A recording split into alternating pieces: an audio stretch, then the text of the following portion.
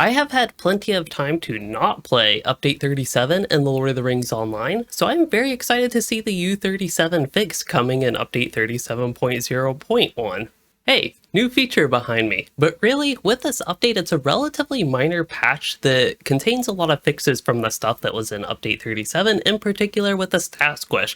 That had a lot of perhaps unintended effects and buggy effects that made it into the game. So all that, in addition to some class changes, are the main features of this update. But before we get to that, I did want to mention, if you are a VIP subscriber, like I am with LOTRO, you get free gold Hobbit presents every day instead of every week, at least from September 18th through October 10th. So this video is coming up the 6th, which is the same day as the patch, just for reference. Also, one more thing I do want to mention related to Update 37 that's not noted at all in this patch is that they did have to disable the Forester event, so if you're unable to run that or haven't seen much with it in game, that would be why. Hopefully it does come back soon and bug-free. Anyway, to actually get to the patch notes here, the first thing that we have to cover is River Hobbits. I really do plan to soon have a video on the River Hobbits character creation, some of the customization options and different things like that actually made it into the full release, so I'm pretty excited to check that out. But there are going to be some fixes with River Hobbits, especially if you notice some oddities with their animations and character position and their portraits and some other similar things. Now with the stat squish, there are actually a lot of gear pieces and the such that weren't properly squished, so you'll notice some pieces just don't have their actual appropriate values, like the Storvigan bracelets here. Those should be fixed in this update. But one of the big thing is some class items, especially I know Runekeeper items, didn't actually have their stats squished, so there were some huge stats on those, and there's nothing in the notes about this that I have seen, but old legendary items from the old LI system actually never got their stats squished either, so those became very powerful for this period after the Update 37 release. That is, of course, an unintended side effect of keeping the old system in place but not actually touching it, I guess, with the stat squish.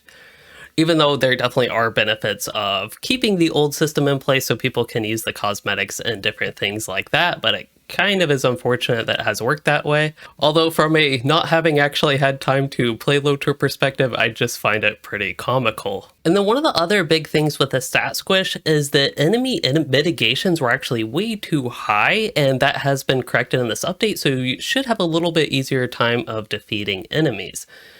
Now, one thing that Standing Stone Games did mention is that, well, we have actually seen even, is that the stat squish is not just a reduction of numbers. Not everything is reduced by a factor of 10. So the relative power of your character level at different levels is actually different than it used to be. Not everything was decreased proportionally with the stat revamp, so you might notice that there are some differences in power level as you level up and just throughout different points of the game, even when you're trying to complete old content. Now, with some of these fixes implemented today, some of that might change from your initial Update 37 experience. And another part of this is actually going to be with your outgoing damage and some conversion of what was called bonus damage from skills and what's now going to be weapon damage with that. So the weapon-based damage variance that has been reduced from about 40 to 45% here to 25% all weapon types. And what this will do is just raise the damage floor of a lot of your abilities by a moderate amount. Now, if you're wondering what's going on with this note here about the critically hit, so it doesn't change the damage actually when you get a crit, because crits always roll the maximum damage when you have that range of damage in the tooltip, your crits roll that maximum damage, and then they do the multiplier, which at a baseline level for critical hits is 1.5 times damage. And then you, of course, have your increased critical multiplier, which goes on top of that. So with those changes and some of the changes to itemization and adjusting the stats, you should see your characters become overall relatively stronger than they were on the initial release of Update 37. Now, Standing Stone Games has been infamous in the past for stealth patches that they actually didn't write any notes for the changes, so there could be some other things going on under the hood that we are not being presented here that could also impact your character power level. I just know, even though I haven't had time to play Update 37, I've seen a lot of complaints from the community about their characters being way weaker after the update. Of course, your mileage may vary depending on your equipment, and maybe if you're using the old LI system, for example, or if you're a Runekeeper and you have class items that have way too many stats. And also, one more thing to mention before we get into some of the class changes is outgoing healing values were actually incorrectly low, so those should be adjusted higher as well, and some traits and gear here. Now, I'm always a big fan of notes like this, so we have for the burglar here stat stats that contribute to fate and vitality. Well, they now actually do contribute to that, so that's better than them not contributing. Another thing besides a couple bug fixes here is Mischievous Glee Heal has been increased for burglars. There are also a couple bug fixes and consistency fixes for the Beorning, but the actual buff here is going to be to recuperate. That's going to be in the blue line, and the healing value on that has been increased. Now, Guardian is one of the classes that, in addition to the Beorning, got a pretty big revamp in Update 37. So I personally know there were quite a few buggy things that weren't actually fixed in the Update 37 release compared to what they were in beta.